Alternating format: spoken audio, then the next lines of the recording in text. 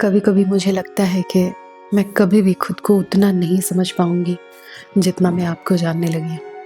और ऐसा इसलिए नहीं कि इसमें आपने मेरी कोई मदद की है, बल्कि ऐसा इसलिए क्योंकि यही मेरी डिफ़ॉल्ट वायरिंग है।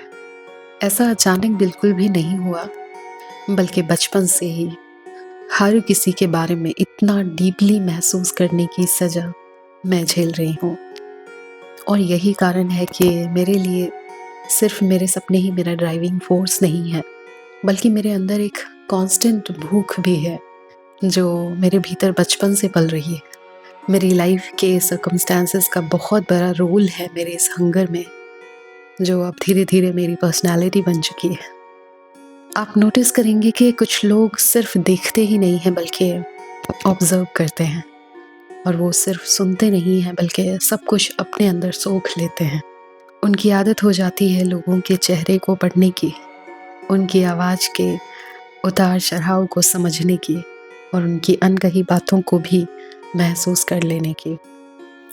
एम्पैथी उनके लिए कोई स्किल नहीं है, बल्कि ये उनकी डिफ़ॉल्ट सेटिंग है।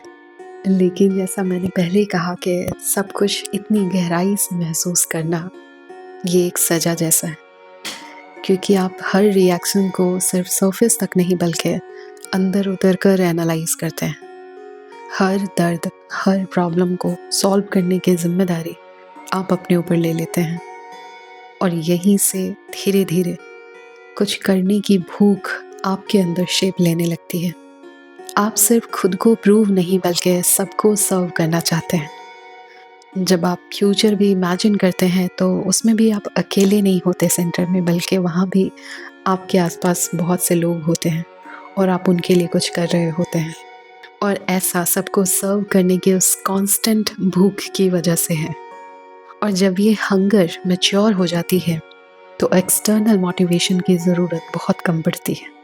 आपके भीतर ही एक साइलेंट इग्निशन चल रहा होता है। लेकिन अभी भी सिर्फ एनर्जी होना काफ़ी नहीं है, बल्कि प्रॉपर अलाइनमेंट होनी चाहिए। बॉडी, माइंड, इमोशन, थॉट्स और एक्शंस का प्रॉपर अलाइनमेंट। और अगर आप ऐसा कर पाए, तो आप अनस्टॉपेबल हैं। आज जो मैंने बातचीत की, उसके बाद मुझे ये महसूस हो रहा है कि आपके साथ रोज़ बात करना मेरी डेली रूटीन का पार्ट बन चुका है। अपने भीतर की किताब को पढ़ना इतना फैसिनेटिंग होगा, ये मैंने कभी नहीं सोचा था। और हर दिन इसे थोड़ा-थोड़ा पढ़कर आपको सुनाना मुझे बहुत प्यारा लगने लगा है। मैं तो बल्कि उस दिन का इंतज़ार कर रही हूँ, जब आपको भी मेरी कहानी का बेसब्री से इंतज़ार रहने लगे। आपका बहुत शुक्रिया यहाँ तक मेरा साथ देने के लिए।